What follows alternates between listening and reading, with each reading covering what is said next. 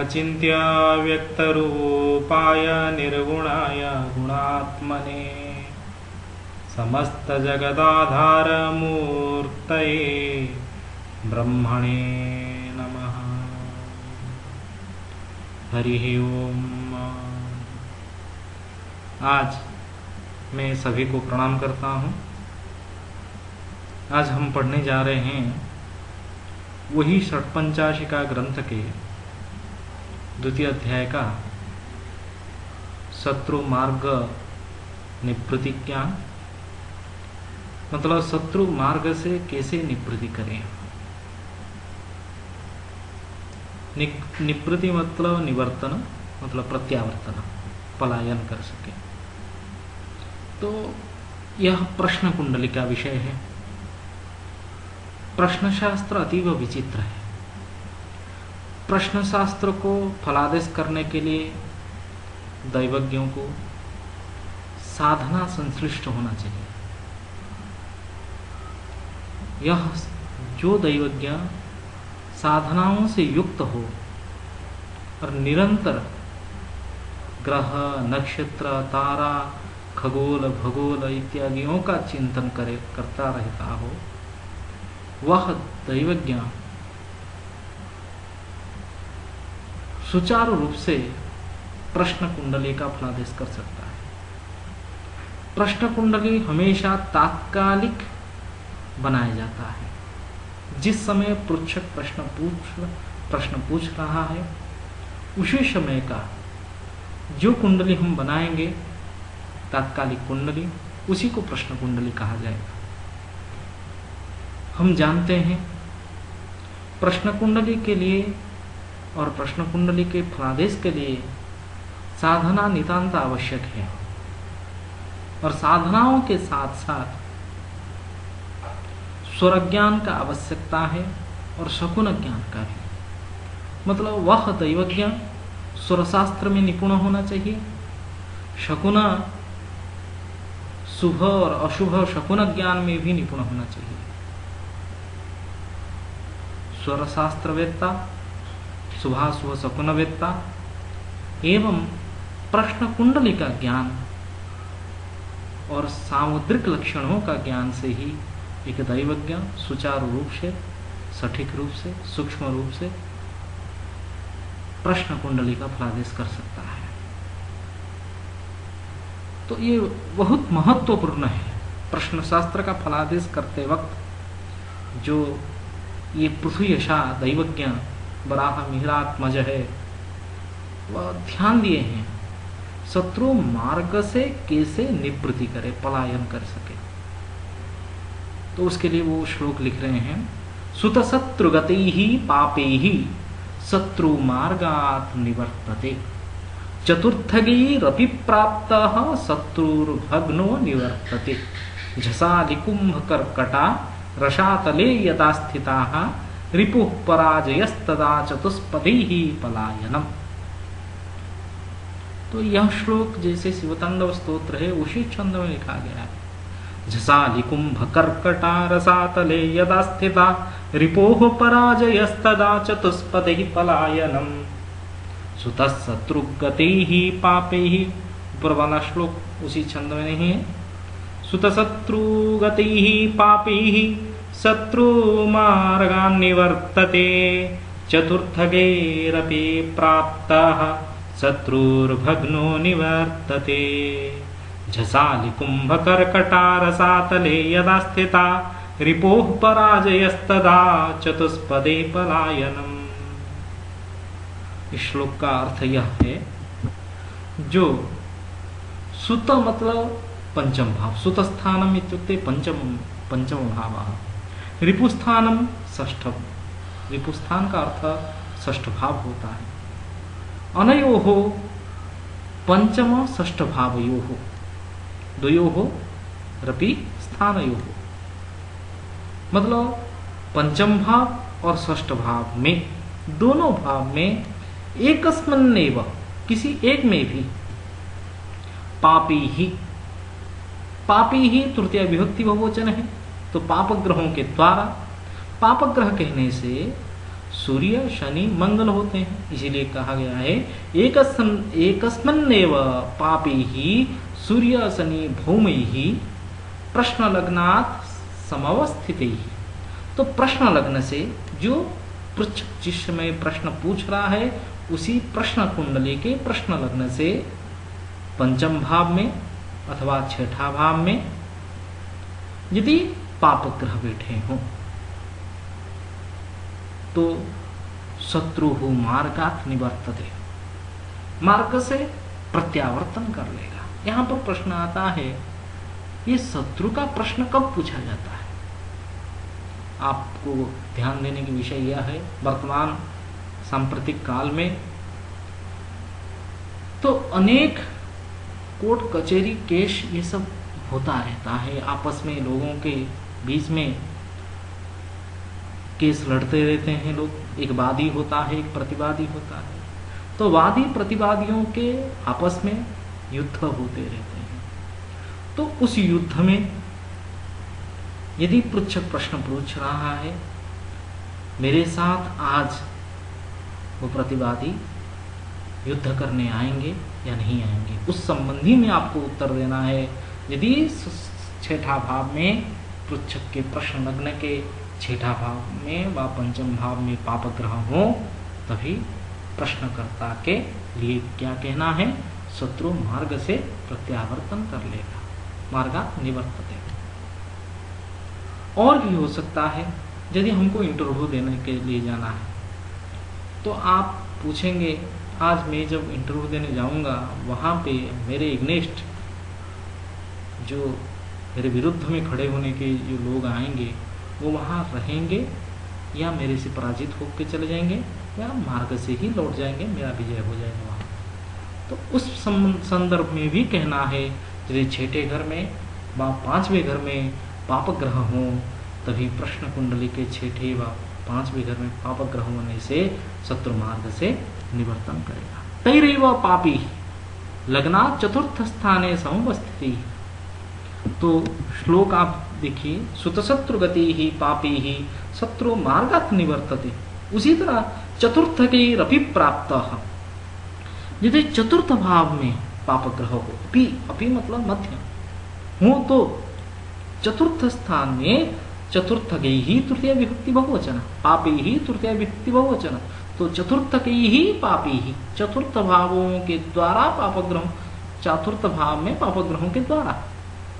यदि चतुर्थ भाव में प्रश्न कुंडली के चतुर्थ भाव में पापग्रह हो तो शत्रु प्राप्त, शत्रु प्राप्त होगा, आएगा, शत्रु के आगमन होगा, परंतु भग्नो निवर्तते, तो उसका भग्न हो जाएगा, मतलब वो पराजित होके निवर्तन करेगा, यह अर्थ है। तो इसीलिए व्याख्या में आप देखिए, संस्कृत व्याख्या में लिखा गया है तैरेव पापी ही लग्ना चतुर्थ स्थाने, लग्न से चतुर्थ स्थान में समवस्थित ही पापी, पाप ग्रहों के द्वारा यदि चतुर्थ भाव में अवस्थित हो संभावनायाम प्राप्तोपि, संभावना होगा, प्राप्त होगा शत्रु, अपि शत्रु निकटस्थो आगत्य, निकट में आकर भी युद्ध भग्नत्वात् पराजितो भवति, युद्ध के भग्न के कारण उसका पराजय हो जाएगा। उसके अग्रिम श्लोक में क्या कहता है? झसा लिकुंभ कर्कटा रसातले यदा स्थिताः। झसा मतलब आप जानते हैं मीन राशि है, अली मतलब वृश्चिक राशि है, कुंभ तो कुंभ है, कर्कट तो कर्क राशि है। तो झसा लिकुंभ कर्कटा बहुवचन प्रयोग, यदा स्थिताः कुत्र? रसातले, रसातले यदा झसा लिकुंभ कर्कटा स्थिताः स्युः। तो झस मतलब मीन राशि, यदि रसातल भाव कहने से, पाताल भाव कहने से हमको चतुर्थ भाव समझा जाता है। पाताल लग्न जो है वो चतुर्थ लग्न है। तो चतुर्थ भाव में यदि वृश्चिक राशि होगा, लग्न क्या होगा? चतुर्थ भाव में वृश्चिक राशि होगा तो आपका दसम भाव में वृष राशि होगा, एकादश भाव में मिथुन, सिंह लग्न हो जाएगा। तो सिंह लग्न में चतुर्थ भाव में वृश्चिक राशि हो जाएगी, अली मतलब वृश्चिक। उसी तरह यदि मीन राशि होगा चतुर्थ भाव में तो यहाँ मीन होगा तो वहाँ धनु लग्न हो जाएगा, तो धनु लग्न हो व सिंह लग्न हो। उसी तरह यदि कुंभ राशि आप चतुर्थ भाव में होगी, किसी कुंडली प्रश्न कुंडली के चतुर्थ भाव में सोच लीजिए कुंभ राशि हो, तो उसका प्रश्न लग्न क्या होगा? चतुर्थ भाव में यदि कुंभ राशि है होगा तभी प्रश्न लग्न क्या होगा? तो वहां पे प्रश्न लग्न पे आपका वृश्चिक राशि आ जाएगी, क्योंकि वृश्चिक, धनु, मकर और कुंभ।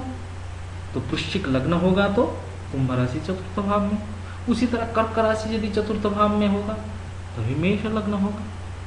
यदि मेष लग्न चतुर्थ लग्न पे तभी चतुर्थ भाव में कर्क राशि। तो यह हुआ एक का सिंह लग्न वृश्चिक राशि में, धनु लग्न हो व वृश्चिक लग्न हो व मेष लग्न हो। इस प्रकार के लग्नों में चतुर्थ भाव में जब मीन राशि हो व वृश्चिक राशि हो व कुंभ राशि हो व कर्क राशि हो, जसालि कुंभ कर्कटा रसातले यदा स्थिता रिपो हो पराजय तदा तदा रिपो हो इत्युक्ते शत्रु हो। शत्रु मतलब शत्रु का, किसका पराजय होगा? ना शत्रु का। आपके विरुद्ध में जो खड़ा हुआ है इंटरव्यू देने के लिए हो व कोई कोर्ट कचहरी केस इत्यादि लड़ने के लिए हो व किसी भी युद्ध संबंधी प्रश्न में आपको क्या कहना है? आपसे आपका शत्रु क्या हो जाएगा? पराजय कर लेगा। चतुष्पदी ही पलायनम। तो चतुष्पदी ही, चतुष्पद राशियां होते हैं। आप जानते हैं नाम से ही प्रसिद्ध है मेष राशि, सिंह राशि, वृष राशि, धनु राशि का परार्थ। तो यह सब चतुष्पद राशि है। तो इसीलिए व्याख्या में भी लिखा गया है मीन वृश्चिक कुंभ कर्कटाः एते लग्ना चतुर्थ स्थाने यदा स्थिताः स्युः तदा शत्रोः पराजय भवति। एतेषाम् अन्यतमे राशौ प्रश्न लग्नात् चतुर्थ स्थाने यदा समवस्थितो भवेत् तदा शत्रोः पराजय भवति। चतुष्पदी ही पलायनम, वो श्लोक के अंतिम चरण जो बताया जा रहा है, चतुष्पदी ही पलायनम, चतुष्पदी ही तृतीय व्यक्ति व वचन, चतुष्पद राशियों के द्वारा। तो लग्न से चतुर्थ भाव में अर्थात मेष, वृष, सिंह, धनु परार्थ ये चतुष्पद राशयः सन्ति। ते यदि लग्ना चतुर्थ स्थाने स्थिताः स्युः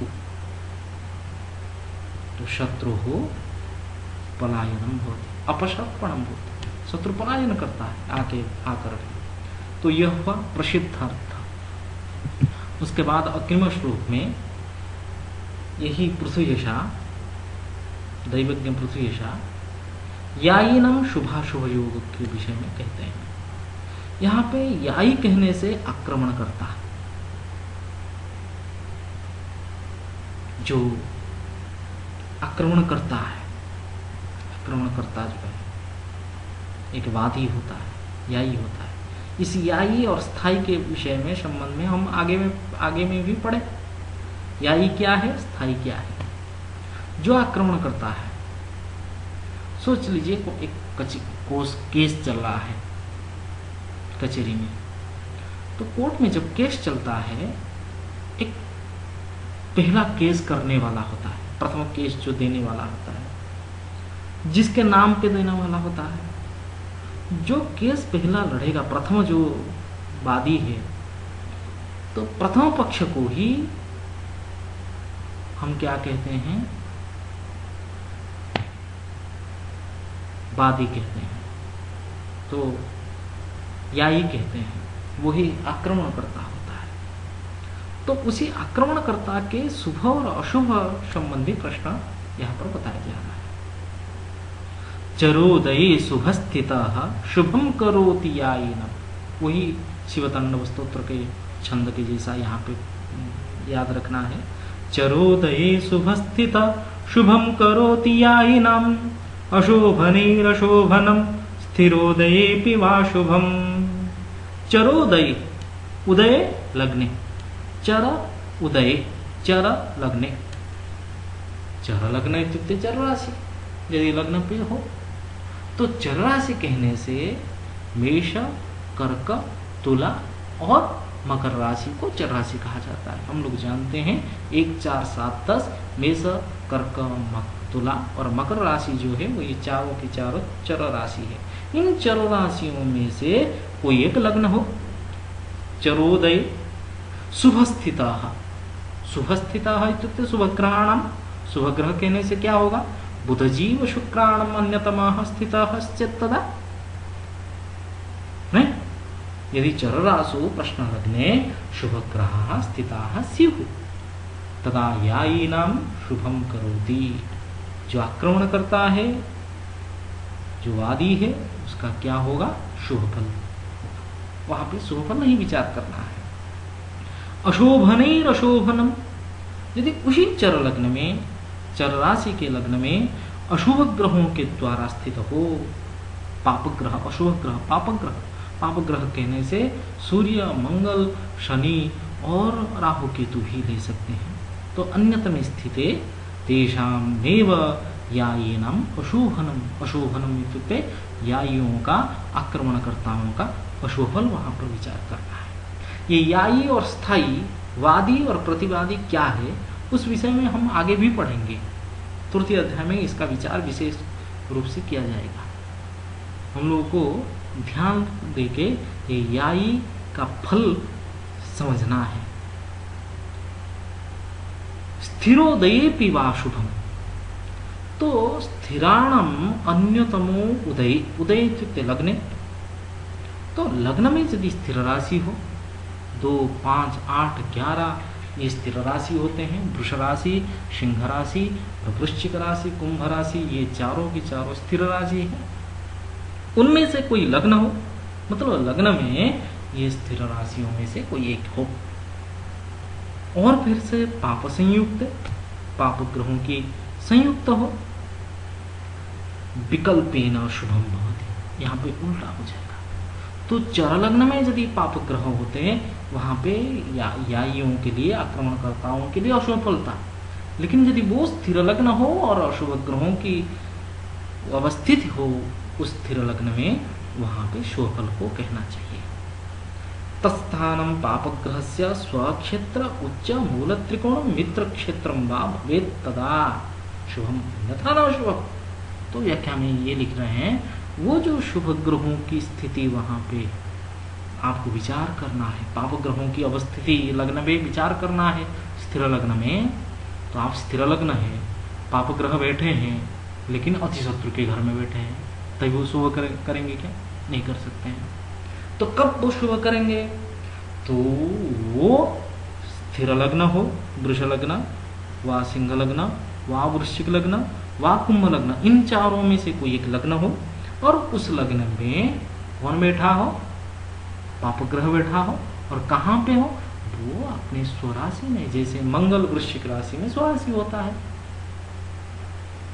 वृश्चिक लग्न हो और मंगल बैठा हो, कुंभ राशि में शनि बैठा हो। उसी तरह आपको ध्यान देना है, सिंह राशि में सूर्य बैठा हो, तो वो स्वराशि में, वह अपने मूल त्रिकोण राशि में, वह अपने उच्च राशि में यदि शुभ राशि में बैठा हो, तभी वो पापक ग्रह होने के बाद भी स्वफल देने लगेगा स्थिर लग्न में। केचित स्थिर अष्टमेपि वा शुभम इति पठन्ति, कहीं कहीं दैवज्ञों ने अष्टम भाव में स्थिर राशि होने से भी शुभफल कहा जाता है, कहीं कहीं पढ़ाया जाता है। ये भी ध्यान देने की विषय है प्रश्न शास्त्र में। तो स्थिर लग्न हो, शुभ ग्रह बैठे हो, तभी स्वराशि में और मूल त्रिकोण राशि में हो, तभी यायियों के लिए, आक्रमणकर्ताओं के लिए शुभफल होता है। यदि चर लग्न हो, शुभ ग्रह बैठे हो लग्न में, वो भी स्वराशि में, मूल त्रिकोण राशि में व उच्च राशि में हो, तभी वो आक्रमणकर्ताओं के लिए, यायियों के लिए भी शुभफल वहां पे कहना है। यदि चर लग्न होने से और पाप ग्रह बैठने से और शत्रु के राशि में, मूल अपने अतिशत्रु के राशि में व नीच राशि में बैठेंगे, तभी वो जरूर अशुभ बनेंगे। उसी तरह आपको ध्यान देने की, स्थिर राशो लग्नात् अष्टम पाप संयुक्ते ही वा शुभम इति प्राप्त। स्थिर राशि हो और लग्न से अष्टम भाव में, लग्न से अष्टम भाव में यदि स्थिर राशि हो, जैसे कि एक उदाहरण समझेंगे हम लोग। यदि मेष लग्न हो तो सप्तम भाव में तुला राशि होगा, अष्टम भाव में वृश्चिक राशि हो जाएगा। अष्टम भाव में वृश्चिक राशि जो है वो स्थिर राशि है। लग्न क्या है? मेष लग्न। और मेष लग्न के अष्टम भाव में स्थिर राशि है और उस स्थिर राशि में सोच लीजिए मंगल बैठा हो। वृश्चिक राशि का अधिपति मंगल होता है। तो मंगल यदि वृश्चिक राशि में अष्टम भाव में बैठा है वो अशुभ फल नहीं दे सकता है, याइयों के लिए, यही मतलब आक्रमणकर्ताओं के लिए वो वहां पे शुभ फल ही देगा। यह विचार है। तो आप यह सब ध्यान से समझ के प्रश्न शास्त्र को ध्यान से पढ़ना चाहिए आप लोगों को। यह प्रश्न शास्त्र अतीव सूक्ष्म है, उसको समझने के लिए अपने सहयोग साधना उनका लेना चाहिए। इति सम में अग्रिम श्लोक